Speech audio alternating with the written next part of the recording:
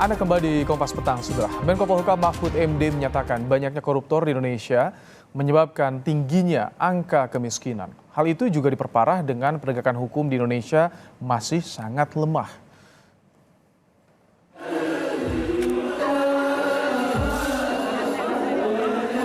Pernyataan itu disampaikan Mahfud saat menghadiri acara sholawatan untuk pemilu damai dan solidaritas Palestina di Pondok Pesantren Anukoyah Sumeneb, Jawa Timur. Mahfud mengatakan jika semua berlaku jujur, masyarakat akan bisa menikmati kekayaan Indonesia. Ia berharap para santri bisa menjadi kader untuk menyelamatkan Indonesia di masa yang akan datang. Pada yang mulia,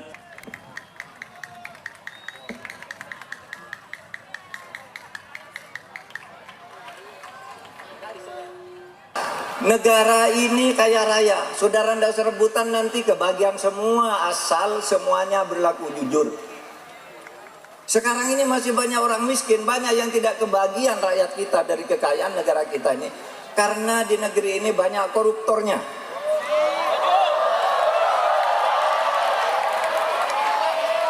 Banyak orang masih menderita di negeri ini karena penegakan hukumnya lemah.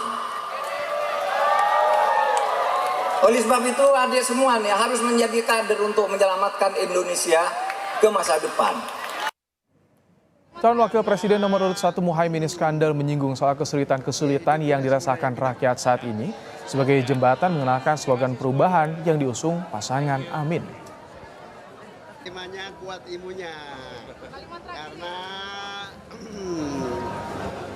sedang mengalami banyak kesulitan, gaji pas-pasan, akhir bulan terpaksa makan mie instan, cari lowongan kerja masih sangat sulit, kadang-kadang kalah saingan dengan orang dalam.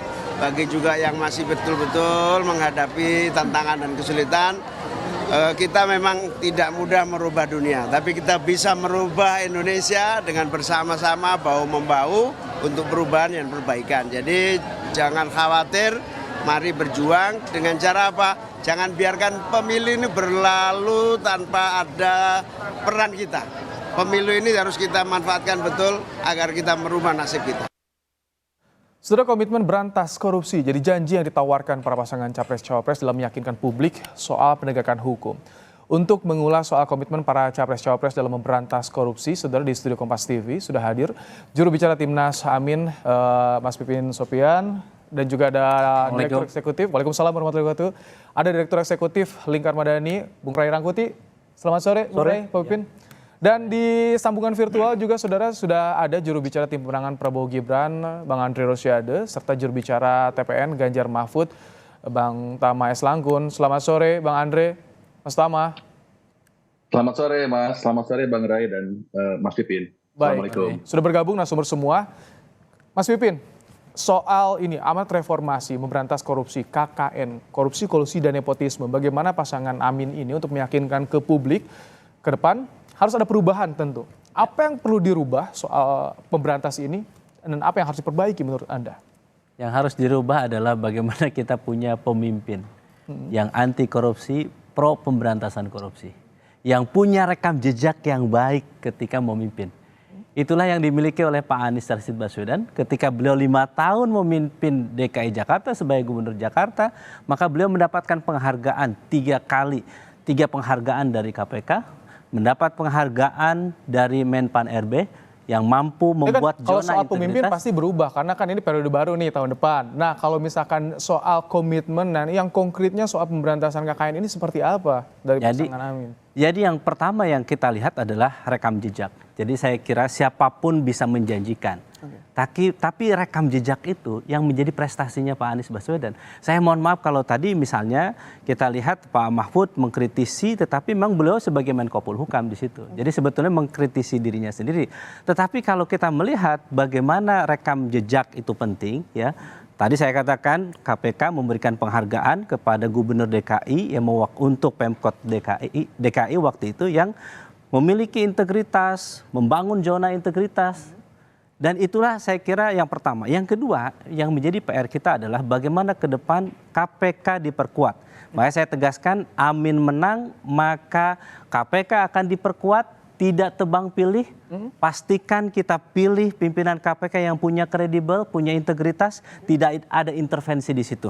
Yang ketiga yang menjadi PR kita adalah bagaimana kita memasukkan kurikulum anti korupsi kepada dunia pendidikan kita. Saya kira ini yang menjadi PR kita dan ada dalam visi misi Amin adalah bagaimana kita ingin mendidik anak-anak kita supaya memiliki pendidikan anti korupsi sejak dini. Kami tangkap, ada 3 poin penting yang tadi disampaikan oleh Mas Pipin. Bang Andre, kalau dari nomor 2, seperti apa figur Prabowo Gibran dalam komitmennya memberantas KKN, korupsi, kolusi, dan nepotisme, Bang Andre? Ya, kalau komitmen kita jelas, komitmennya.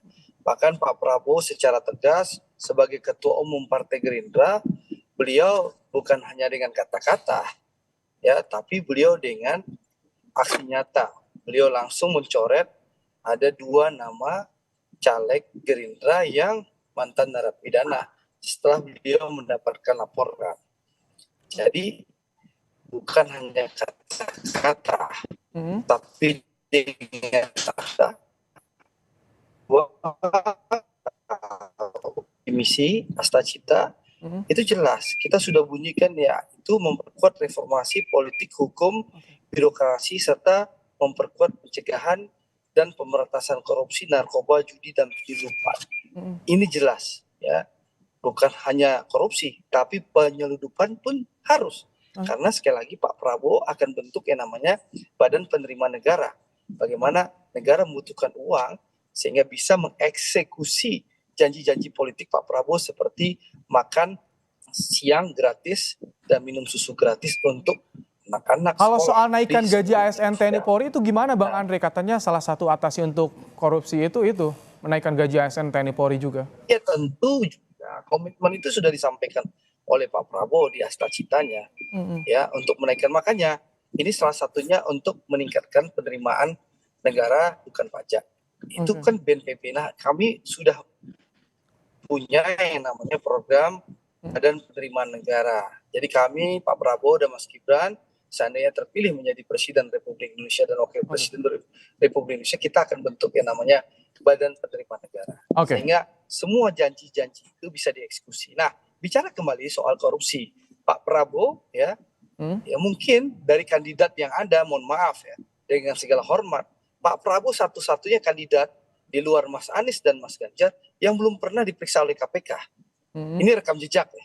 Saya mengutip kalimat-kalimat tapi diperiksa kan belum tentu salah juga ya. Mas Andre diperiksa itu belum tentu salah juga ya. Yang penting berarti kan Pak Prabowo tidak pernah bermasalah. Kita bicara fakta, rekam jejak. Pak Prabowo satu-satunya calon presiden, kandidat calon presiden yang berkompetisi di Pilpres 2024 tidak pernah diperiksa KPK. Ya, tidak pernah diperiksa KPK.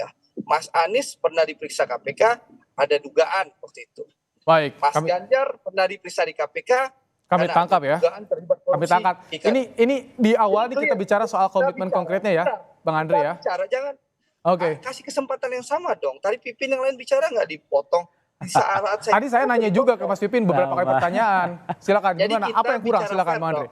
Jangan seakan-akan ya reporter Kompas TV nggak fair. Aman. Saya akan kasih porsi juga yang sama. Silakan, Bang Andre. Jangan seakan-akan pro Ganjar gitu loh. Tidak. Gitu. Kita akan kasih porsi yang sama. Saya bicara fakta.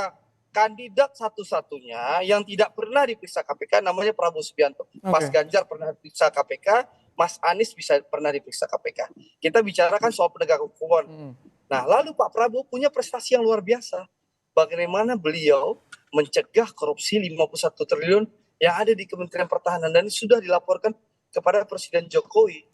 Dan itu mengagetkan. Ya, dan itu sudah cerita yang semua orang tahu, bahkan Pak Rizal Ramli pun sudah menyampaikan hal itu secara terbuka di depan publik. Jadi berbuat ya penegakan anti korupsi, memberantas korupsi itu dengan bukan hanya dengan kata-kata, tapi dengan aksi nyata. Itu sudah dilakukan oleh Prabowo Subianto. Ya monggo silakan. Baik, kami tangkap. Dari Bang Andre langsung, Mas Tama, bagaimana Anda melihat? Ini Menko Polhukamnya ada di tim Ganjar sendiri kan sebagai cawapresnya. Bagaimana soal komitmen pemberantasan KKN ini? Ya, saya rasa Mas, terkait dengan pemberantasan korupsi, saya coba jelaskan ya tadi soal posisi Menko Polhukam dan lain sebagainya. Poinnya begini, kalau kita bicara pemberantasan korupsi itu adalah program yang tidak bisa beres dalam waktu 5 tahun. Nah, kalau kita bicara soal record, saya rasa Prof. Mahfud juga salah satu yang punya prestasi luar biasa.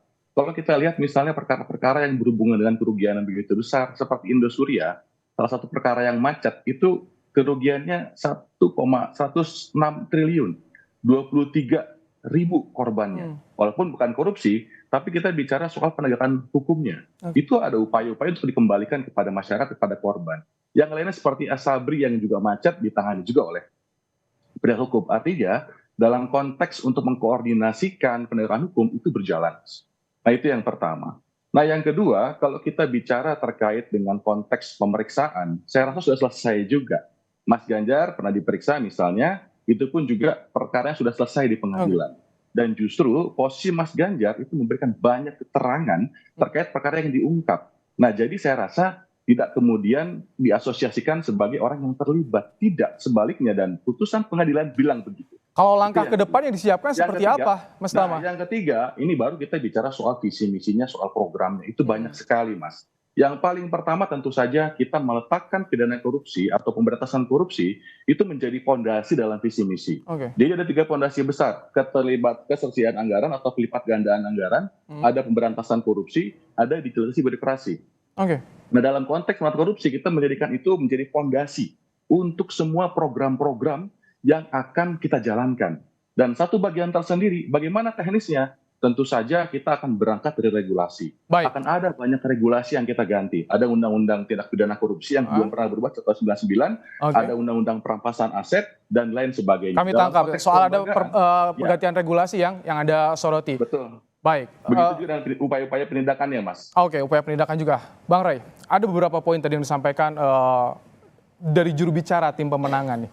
Bagaimana Anda melihat soal komitmen? Tadi disinggung rekam jejak, semuanya mengeluarkan rekam jejak para kandidatnya. Bagaimana Anda melihatnya, Bang Ray? Ya, sebetulnya kalau pemberantasan korupsi ini, kalau di tingkat makronya hampir sama semua lah. Nggak akan beda-beda jauh kan. Semuanya pasti mengatakan kami pro terhadap gerakan anti korupsi, pasti akan membuat KPK lebih kuat, ya, dan sebagainya gitu. Oleh karena itu sebetulnya lebih tepat tuh kalau diuji di elemen teknisnya, turunannya maksudnya. Misalnya begini. Apakah nanti mereka sepakat untuk merevisi kembali undang-undang KPK pasca revisi yang sebelumnya? Gitu, sebagai contoh tuh gitu ya.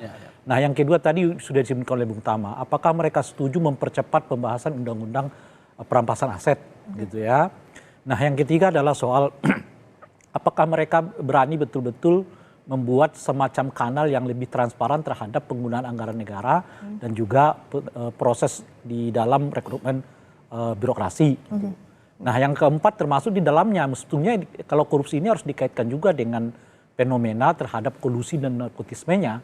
Itu kan satu rangkaian. Karena kalau nepotisme itu cenderung melahirkan korupsi. Kolusi itu cenderung melahirkan korupsi gitu. Nah, itu harus dikaitkan juga sejauh apa mereka punya tanggapan terhadap katakanlah misalnya nepotisme politik maupun koalisi politik, oligarki politik maupun kolusi politik gitu. Nah, 4 sifat ini ujungnya itu di korupsi itu. Korupsi itu biasanya terkait dengan 3 hal yang kita sebutkan tadi, nepotisme, oligarki maupun soal tadi soal undang-undang menarik kalau misalkan ditanyakan Bang Andre ini kan Gerindra salah satu partai yang terbesar juga di DPR, di parlemen. Bang Andre tadi disinggung soal ada undang-undang KPK, undang-undang perampasan aset. Ini kedepannya bagaimana dari Prabowo untuk bisa mempercepatnya akselerasi soal ini, atau ada perlu yang diubah atau diganti, yang diperbaiki, Bang Andre? Nggak kedengaran. Kayaknya di mute deh Bang Andre suaranya. Lupa saya, kepencet. Silakan Bang Andre. Karena di mobil. Tadi saya ingin menjelaskan hal yang lebih detail ya. Tindakan pencegahan dan penanggulangan terhadap korupsi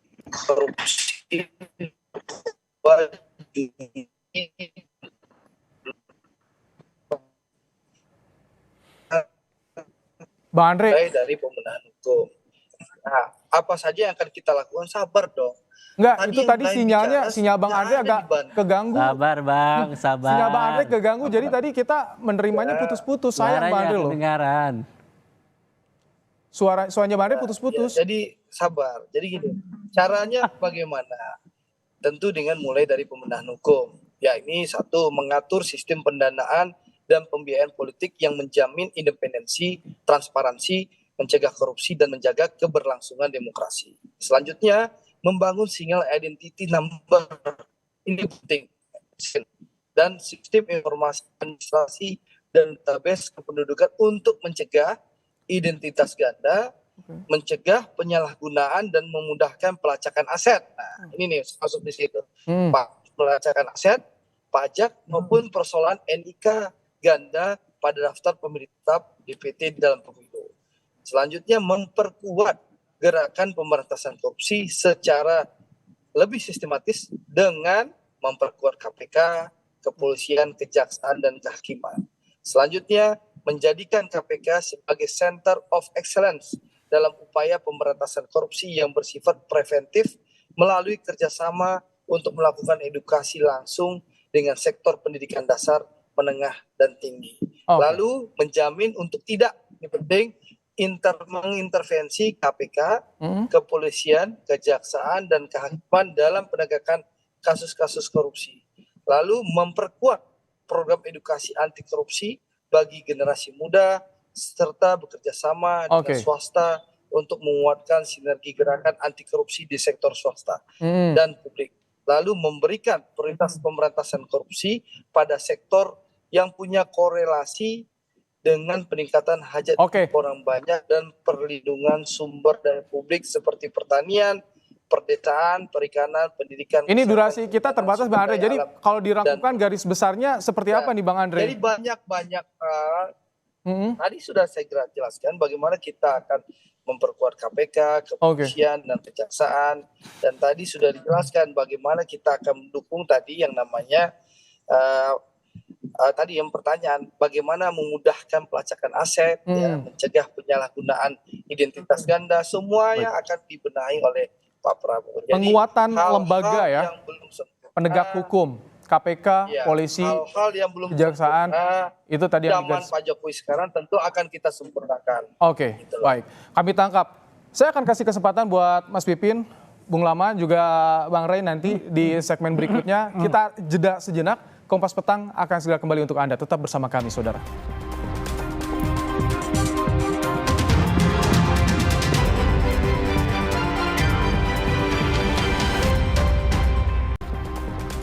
Dialog Kompas Petang soal komitmen para pasangan Capres-Cawapres berantas korupsi KKN. Kita akan kembali lanjutkan. Tadi sudah mendengarkan bagaimana paparan komitmen para kandidat. Saya ingin ke Mas Tama. Mas Tama, kalau tadi Bang Andre ada penguatan di lembaga penegak hukumnya, KPK, Polri, Kejaksaan Agung.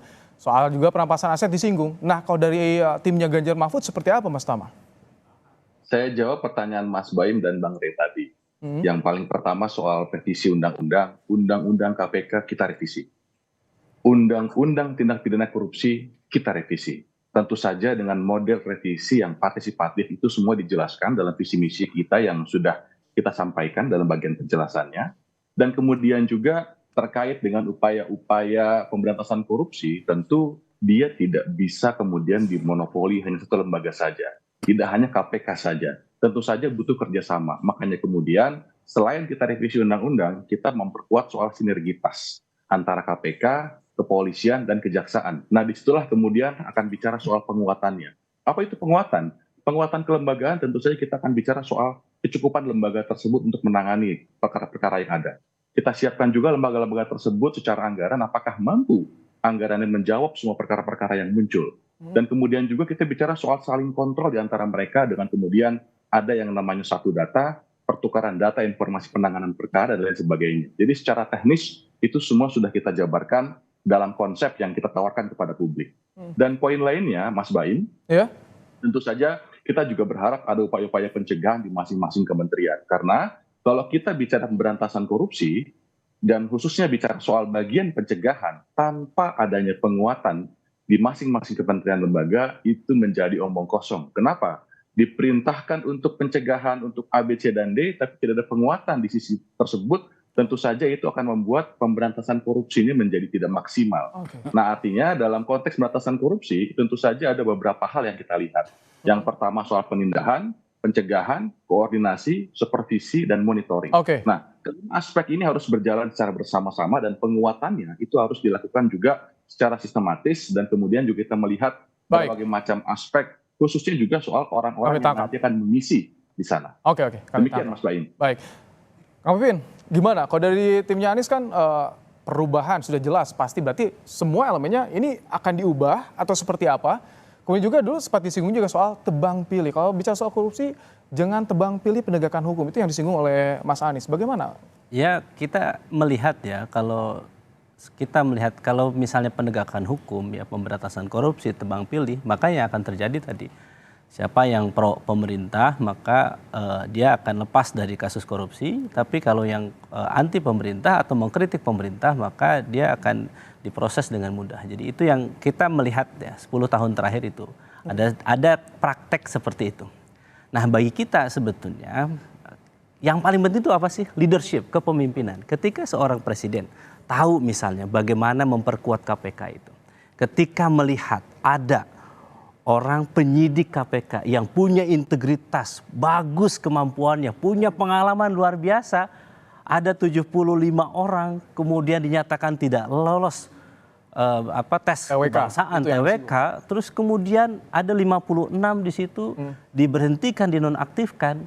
Seorang presiden tentu tidak akan membiarkan itu. Baik. Jadi tetap dari pucuk pimpinannya ya. Jadi kita melihat ya kepemimpinan ketika presiden sebagai kepala negara, sebagai kepala pemerintahan akan melihat apakah memang layak seorang penyidik KPK yang punya integritas luar biasa kemudian dibiarkan begitu saja. Jadi saya kira ini keberpihakan, kepemimpinan yang harus diambil sebagai presiden. Yang kedua adalah kita melihat ke depan yang harus dilakukan adalah pentingnya kurikulum anti korupsi di setiap level pendidikan. Mulai dari SD, SMP, SMA. Saya kira kita ingin membentuk manusia yang paripurna. Kita jelaskan kepada mereka betapa rusaknya dampak dari korupsi. Ketika korupsi terjadi maka potensi untuk memberikan modal usaha itu sangat terbatas. Ketika korupsi maka kemiskinan akan banyak terjadi di mana-mana. Maka saya setuju dengan Bang Rey apa yang disampaikan tadi ya tentang revisi Undang-Undang KPK. Kita harus kuatkan melalui revisi Undang-Undang KPK. Bagaimana pemberantasan pemberangusan aset itu juga kita harus perkuat di situ. Sistem integritas juga harus kita perkuat. Sama ya artinya dengan tadi yang saya kira semua orang punya komitmen yang sama. Tetapi PR-nya apakah rekam jejaknya sesuai atau tidak. Kembali. Bang Andre, singkat. Jadi untuk meyakinkan soal komitmen pemberantasan korupsi seperti apa? Garis besarnya Bang Andre, apa yang harus diubah dan diperbaiki Bang Andre? Yang sudah baik sekarang, tadi saya sudah jelaskan, yang sudah baik tentu akan diteruskan, yang belum baik tentu akan kita sempurnakan. Ya, yang pertama. Yang kedua, kita melihat di KPK ya begitu banyak pejabat-pejabat pemerintahan Pak Jokowi ini yang juga ditangkap oleh KPK. Bahkan dari kami ada Menteri Bang Edi, Menteri KKP ditahan oleh KPK. Kami pendukung pemerintah itu di partai yang pendukung Mas Ganjar, PD Perjuangan. Tebang pilih artinya ya Bang Andre ya. Sosialnya. Jadi nggak ada tebang pilih. Jangan kita membangun narasi yang mengingatkan juga bagi rakyat bahwa penegakan hukum itu berjalan secara fair dan objektif. Bahkan kita ingat dulu PKS waktu bergabung mendukung pemerintahan Pak SBY, juga Presiden PKS itu Lutfi Ishak. Itu juga ditangkap oleh KPK karena dugaan sapi impor. Jadi saya rasa KPK sudah berjalan objektif secara fair. Siapa yang salah, mau partai pendukung pemerintah maupun oposisi tentu akan digarap secara objektif dan fair.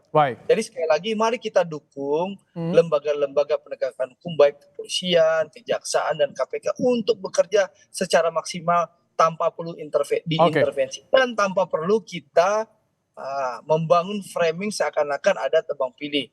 Padahal semua sama di mata hukum dan itu terbukti. Baik. Ya, Menteri Kabinet Pak Jokowi juga banyak Singkat ya, ditangkap. Bang Andre, kami tangkap soal tebang pilih sudah Anda jawab dan terbukti tidak ada tebang Bahkan pilih. Pipin kan sudah merasakan juga Oke. waktu bergabung dalam pemerintahan. Saya beri PSB, kesempatan Bang Andre. Presiden PKS Bang Rey ini ditangkap belum oleh bicara di segmen ini ya, Bang Andre. Nah, ini. Bang Rey, silakan Saya soal sih- komitmen tadi yang disampaikan. Saya sih senang ya mendengar adu argumen di antara mereka, adu visi gitu ya. Memang ini yang kita butuhkan. Oke. Meskipun lagi-lagi kalau di makronya hampir kita nggak bisa melihat sebetulnya perbedaan di antara mereka. Oleh karena itu saya mau masuk ke hal-hal yang lebih teknis gitu.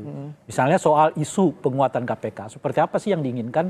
Salah satu kritik publik sekarang yang luas kepada KPK itu karena KPK sekarang menjadi bagian dari eksekutif kan gitu. Sesuai Nah undang-undang. itu apakah akan dievaluasi apa tidak gitu ya. Nah yang kedua misalnya soal undang-undang perampasan aset. Ini targetnya berapa lama setelah mereka berkuasa misalnya itu mau diselesaikan atau tidak gitu. Oke. Nah yang ketiga adalah soal yang saya kaitkan tadi misalnya. Apakah tiga pasangan calon presiden melihat hubungan antara korupsi dengan nepotisme, Oke. korupsi dengan dinasti, korupsi dengan kolusi dan sebagainya. Kalau ya bagaimana sikap mereka? Oke, itu yang ditunggu nanti. Ya, itu Tentu akan sebetulnya. disampaikan langsung oleh para kandidat. Yuk, tentu. ya, ya. Terima kasih ya, Bang Rey, Siap. Mas Pipin, Bang Andre, Mas Tama, Ya, terima terima kasih semua. telah meluangkan waktu dalam program semua. Kompas Petang Yo, sore hari sampai ini ketemu, beradu Andre, argumen Bang Pipin, soal Bang Rey. komitmen Baik. pemberantasan Assalamualaikum korupsi. warahmatullahi Terima kasih, Bapak-Bapak.